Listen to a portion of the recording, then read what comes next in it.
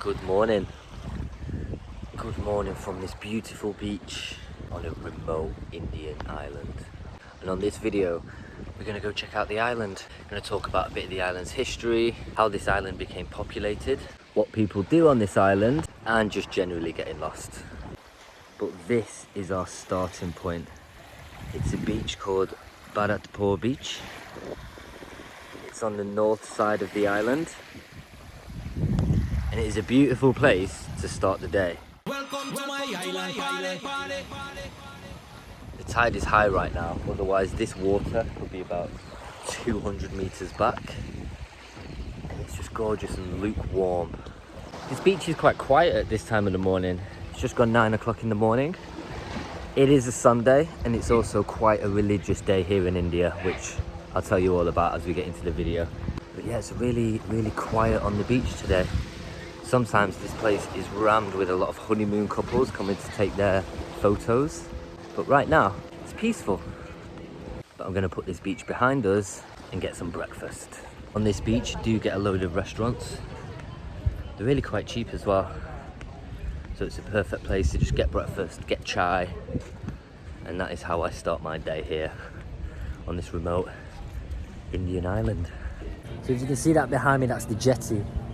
So this is Neil Island. Now what makes this a remote island is the fact that you can only access it by water. There is possible accessibility by helicopter, but the only way you're getting in a helicopter to or from this island is if it's a medical emergency. So you can rule that one out, you can completely rule that one out. The only way to get to this island is from the jetty, it's riding the boats. And because of that, it means it's a remote island. You can officially call it a remote island. So we're going to go take a walk on this remote island. We're going to go check it out. I found out quite recently how this island became to be populated as well. I find it a really interesting story because obviously the Andamans became quite populated when India gained its independence, and lots of families were moved to the Andamans from cities like Calcutta and moved here from cities like Chennai. The idea which was explained to me was it kind of worked like a lottery. So families would effectively bid to come to Neil Island and set up. And out of all the families that applied,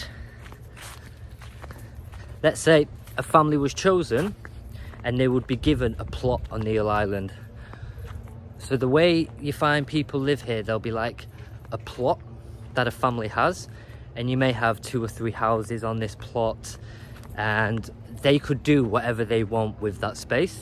So obviously they will build houses, some would build a restaurant and a business and a guest house, but you don't really have like a street with house.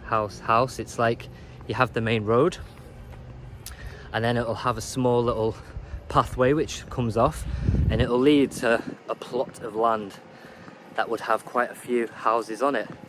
So this is the smaller of the islands that tourists visit. It's pretty much 8.5 kilometers from one side to the other, and it's pretty much just one long road from Lakshmanpur beach, which is the northwest, to Sitapur beach, which is on the southeast. And it's just that one road that crosses the whole island. You do get smaller roads that come off it, but I mean, it's just the main one road from one side to the other. And what you can always get on this island, absolutely everywhere, in abundance, is fresh coconut water. This whole island, everywhere you go on this island, it's populated with coconut trees.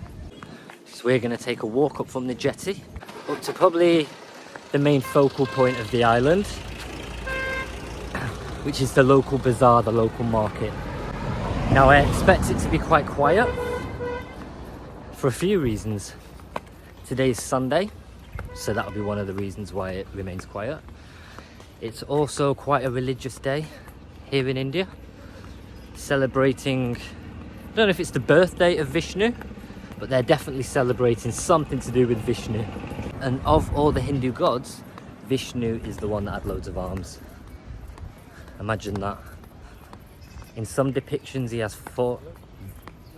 How do the gods work? Is it a he? Is it an it? I'm gonna go with the In some depictions, Vishnu has 4 arms. In some depictions, it has like 15. Imagine that. Imagine having loads of arms. Tell you what, it'd make vlogging a lot easier. Jeez. I love this place. I don't want to go too close to it because I know it's a religious celebration. But we have this temple behind me. Really colourful, and especially when they do celebrations here. There's always lots of music and celebration going on here. I actually inquired about this not long ago, but there's 23 tuk-tuks on the island. Only 23. If you go back to Port Blair, which is the capital of the Andaman Islands, there is hundreds, probably thousands to be honest. There's tuk-tuks everywhere. Now it gets quite busy during ferry time. So this behind me is the market area, but it's the first point you hit when you're coming up from the jetty. And if you needed anything here on Neil Island, this is pretty much probably the only place to get it. Because it's the height of summer, a lot of businesses close down in the daytime and then reopen for the night because it's just so hot. But you get these little, I love them, they're little like rickety shack stores, and some of them are just general shops. You've got tailor shops here as well. You have barber shops here, and unfortunately you can't smell what I can smell because this place smells so good right now.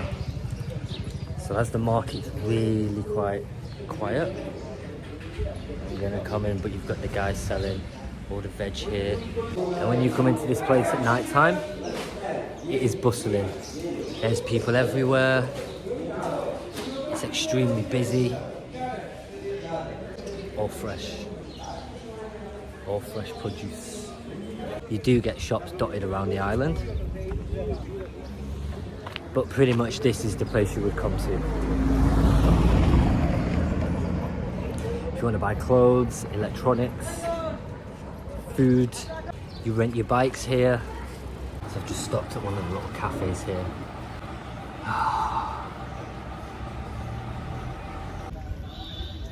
A place on the island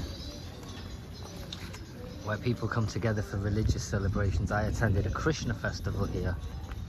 It was amazing, go check out that video. And they had a big celebration going on over here. Lots of worship, lots of dancing. And then here is where everyone came together to eat. And you would just all sit in a big group. Such a colourful place. This is the fire station on the island. Now hopefully they don't have to do too much work. I've never actually seen them be called out of all the time I've spent on this island. So I want to talk a little bit about the prices here, because you can kind of work it out like this. Mainland India is very cheap, very, very cheap. And then once you come to the Andamans, prices are like 30% more of the whole Andamans, even in like the main city. It's about 30% more because lots of things are imported onto these islands. And then when you come to one of the small remote islands like I'm on right now, it's probably another 30% increase in prices. Again, because of the importation. This is a tiny island that relies on imports. And with that comes a cost. So you're always going to find it's a bit more. And you see this a lot as well. New hotels, new resorts being built to cater for what is a massive growing tourism of the whole Andaman Islands. Behind me you see a gas station, and I'm pretty sure it's the only gas station on the island. And even though I've never had to use it, I've been told at times they're only open at a certain time, and I believe once they run out of petrol, that's it. Until the next delivery comes, there's no more petrol. So we're about to go and talk about the power on this island. This island is powered by coal, pretty much. There's one powerhouse on the island. Some of the fancy resorts, some places do have their own source of power like a generator or solar power to keep them running when the main power goes out. But the main power of this island is supplied by what they call a powerhouse, which basically is coal generators to supply the whole island. Although on a daily basis, you do get power cuts. So with this being a remote island, you've got beaches all the way around it, which means you sometimes get the chance to see an amazing sunset. So that is how we're going to wrap up this video. I hope you enjoyed seeing this island, checking it out and learning about it. There's so much more to this place, but today I just wanted to take a bit of a walk, go roaming around this remote, tiny Indian island, also known as Neil Island. But yeah, let's go wrap it up and watch the sunset. Welcome to my island.